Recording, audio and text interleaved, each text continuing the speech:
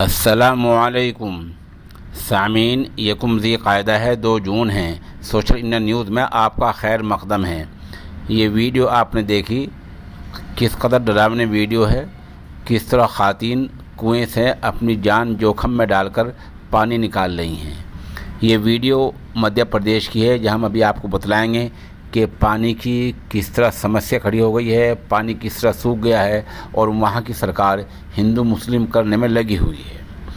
ख़बर चूँकि बहुत अहम है, थोड़ी ध्यान से और तफसील से सुने।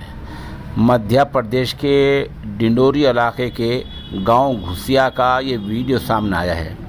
वीडियो में साफ देखा जा सकता है कि कुछ ख़ातीन औरतें एक कुएं से पानी निकालने की कोशिश कर रही हैं। कुआं काफ़ी गहरा है, इसमें पानी बहुत कम है।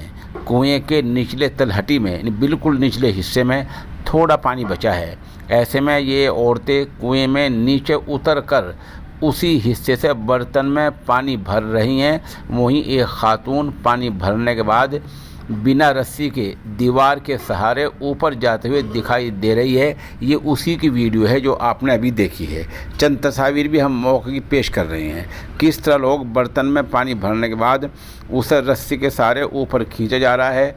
ये वीडियो बेहद ही डरावनी है, क्योंकि ख़ातीन जान जोखिम में डालकर पानी के लिए पानी का इंतज़ाम कर रही हैं। बता दें कि ख़ातीन को यहाँ से बर्तन में पानी भरकर फिर इसे सर पर रखकर घर की तरफ जाना पड़ता है, जो घर काफ़ी दूर हैं।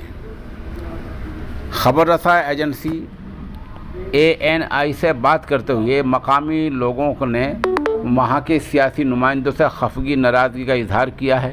लोगों ने बताया कि सरकारी मुलाजिमीन और नेता सिर्फ चुनाव के दौरान यहां आते हैं। इस मर्तबा हमने तब तक वोट न देने का फ़ैसला किया है जब तक कि पानी का मसला हल नहीं हो जाता है।